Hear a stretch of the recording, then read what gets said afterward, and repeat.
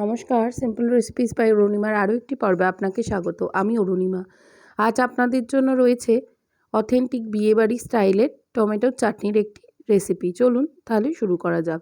প্রথমেই আমি এখানে নিয়েছি টমেটো, যেটা আমি ছোটো টুকরো করে নিয়েছি। রয়েছে অল্প খেজুর, রয়েছে আমসত্ত্ব, সবই আমি টুকরো করে রেখেছি। রয়েছে 5 ফোড়ন, একটা তেজপাতা, রয়েছে আদা কুচি, রয়েছে হাফ লেবু এবং রয়েছে একটা ভাজা মশলার জন্য মশলা।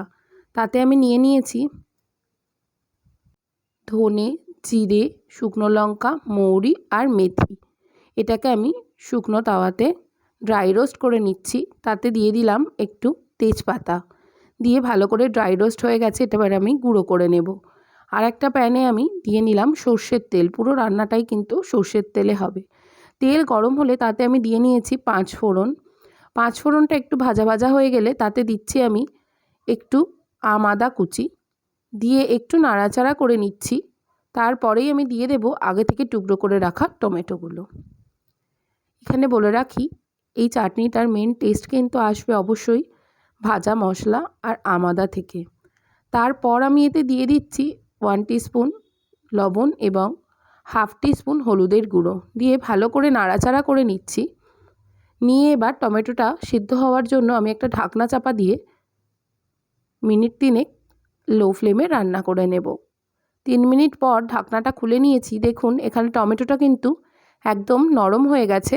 এবার আমি খুন্তি দিয়ে আস্তে আস্তে টমেটোগুলোকে একদম ভেঙে ভেঙে নিচ্ছি, যাতে টমেটোটার একটা স্মুথ পিউরি টাইপের হয়ে যায়। দেখুন এখানে আমি ভালোভাবে খুন্তি দিয়ে কিন্তু টমেটোটাকে ঘেটে নিয়েছি। তারপর আমি এতে অ্যাড করলাম চিনি, তার সাথেই আমি দিয়ে দিচ্ছি খেজুর এবং আমসত্ত্ব, দিয়ে ভালোভাবে নাড়াচাড়া করে নেব। এবার চিনিটা মেল্ট হওয়া অবধি আমি রান্না করব। দেখুন আস্তে আস্তে কিন্তু ফুটতে আরম্ভ করেছে, চিনিটাও মোটামুটি গলে গেছে। এরপর আমি এতে দিয়ে দিচ্ছি কিছুটা পরিমাণ কাজু এবং কিশমিশ, তার সাথেই দিয়ে দিচ্ছি বাকি আদা কুচোটা, দিয়ে ভালোভাবে নাড়াচাড়া করে নেব। আদাটা কিন্তু এরম শেষের দিকে একটু অ্যাড করবেন, তাহলে টেস্টটা দুর্দান্ত আসবে। এখানে চাটনিটা ফুটে উঠেছে। এবার আমি ভালো করে নাড়াচাড়া করে নিয়েছি। তারপর ফ্লেমটা লো করে দিয়ে দিচ্ছি আগে থেকে করে রাখা ভাজা মশলাটা, দিয়ে ভালোভাবে মিশিয়ে নিচ্ছি। এরপর ফ্লেমটা আমি অফ করে দিচ্ছি, দিয়ে অর্ধেক পাতিলেবুর রস ওপর থেকে ভালোভাবে দিয়ে দিচ্ছি। চাটনিটা কিন্তু আমাদের এখানে একদম তৈরি হয়ে গেছে। এটা একদম অনুষ্ঠান বাড়ির স্বাদের চাটনি। এবার এটা আমি ভালো করে মিশিয়ে নিয়ে ঠান্ডা করে সার্ভ করে নেব।